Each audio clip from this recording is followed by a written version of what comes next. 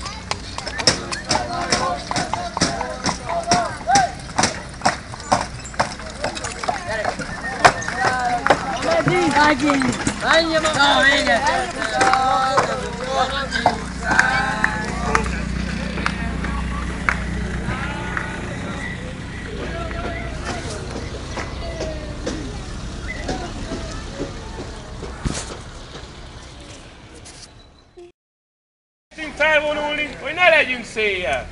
A naptüze nem ontott a szőlőnkre a meleget, nem ismétek cukorfokból a szőlős gazdák eleget. Mi más tehet, cukrot vesz a boros gazda, tölti, ontja, keveri, forrás után majd a lábáról leveri. Idén bizony keveset szállt levegőben az útpora, ha nem esett az eső, csak az volt a nagy csoda. Csöpögött reggel, özönvíz délben, zuhogott este. Az ember már a határon Noét és bárkáját kereste. Megérett a szőlő, huttonyba tették, huttonyból a kádba szépen beletették. Kádból aztán a présbe beszorult, a nagy tekerésbe. Magas uraknak megtetszett az ötlet. Tekenik odafönt, ide rend meg szorít, zsebegünk szépen elcsöpög a forint. Jutott azért öröm is, boldogság, vigalom, az idei falunapon összejött a sokadalom. Szólt a zene, volt Bugi és Roki, majd az ufóktól a polgárőröktől elvetve megérkezett Pataki. De sajnos a zenéjét az ufók elnyelték, ezt sokaknak szekte kedvét. A hivatal értesíti most a lakosságot, mindenki haladéktalanul fizesse be adósságot. Mert ha a befizetést valaki mégis elmulassza, az a községháza előtti uborkapára lesz fölakasztva. De amit most mondtam, az csak egy kis tréfa, takarékszövetkezet mindig ott áll nyitva. Ha már adóznod kell, fizesd a Lőrincre, úgyis beforgatják Kisfalunkba jövőre. Dúl a harc mi nálunk, a vásárlók kegyéért, mozgóboltok járnak ide sok-sok pénzért. Meghalljuk a hangot, s tudjuk ki érkezik, az utcánkban mikor milyen kocsi fékezik. Zenél a teljes, a kenyeres, a tápos, megáll a fagyis, a húsos, meg a tápos. De az ember végre nem húzza a jármot, biztos egy csöngés veri ki szeméből az álmot. Választás lesz októberben, tudja minden ember, dicséretes ötös illeti a falut. Mivel a választáskor sok ember elindul. Magas részvétel azt mutatja elő, mennyire fontos Lőrincen a közös jövő. Mindenkinek azt ajánlom, ígére ne legyen fűfa, bokor, virágszál, akkor a szavazatok többsége reálszál. Hínja mindenit, majd elfelejtettem, hogy a hős polgárőröket rímekbe szedjen. Járják ők az utcát, a teret, a rétet, bátor fiatalok, idősek és vének. Ácsné Marian, őreink vitéz vezetője, és jobban jár mindenki, ha fél is tőle. Vésse azt a fejébe a sok gyalázatos, ki falu szerte csatornákat rugdos. Kalap alatt a hidegben nem ül meg a kova, elindulunk mi is, hogy ne fázzanak a lovak. A szüreti bárba bíz, mindenki eljön, ha mégse, saját levébe megföljön.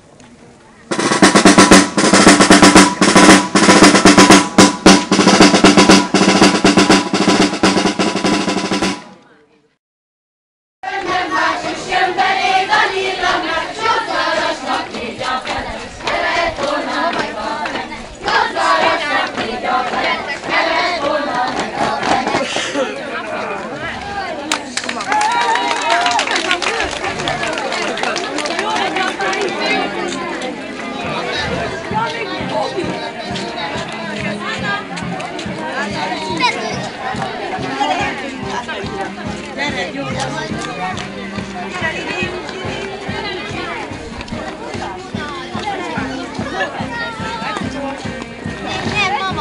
a vége.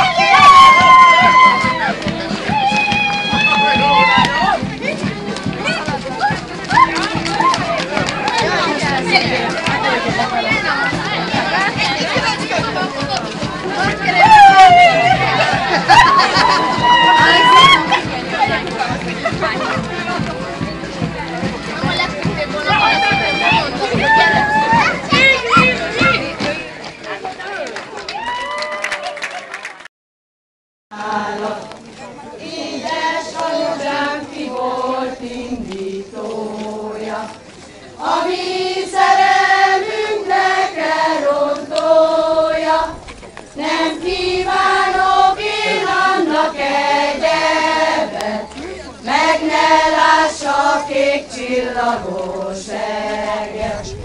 Kis kertemben szedik a virágot, én is szakajtok róla.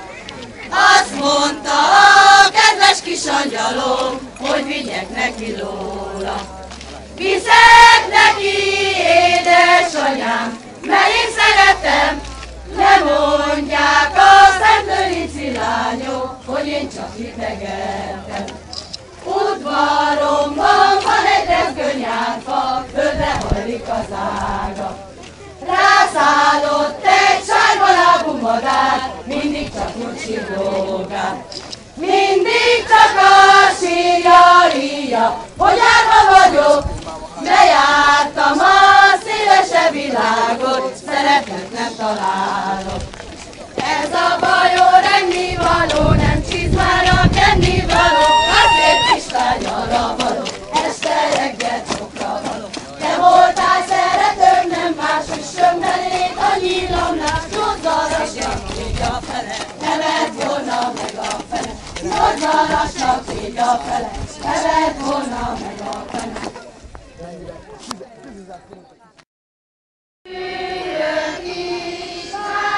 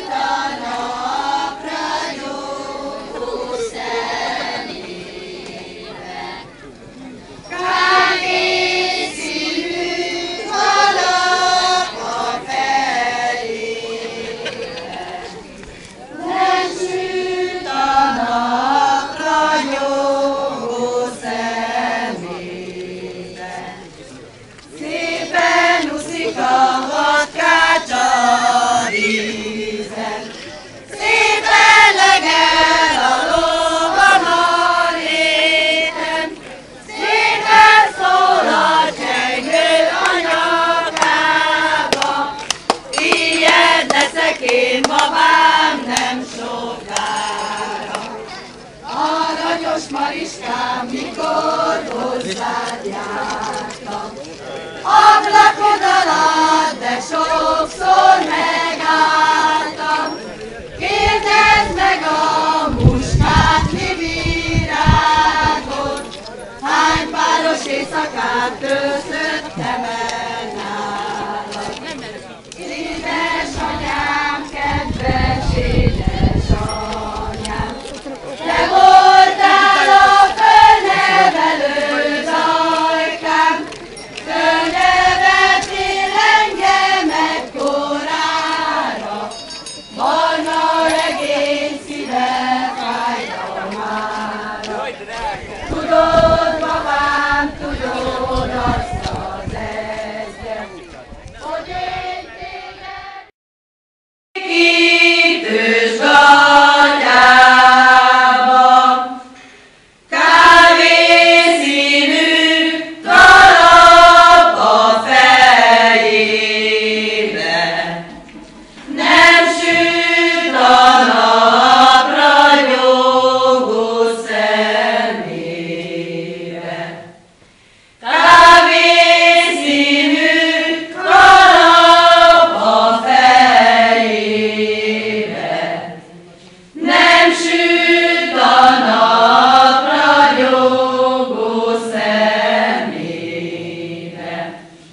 Szépen úszik a vacskácsa a vízen, szépen legel a lóvam a réten, szépen szól a csengő a nyakába, vijedne szekén babám nem sokára. Aranyos Mariskám, mikor hozzád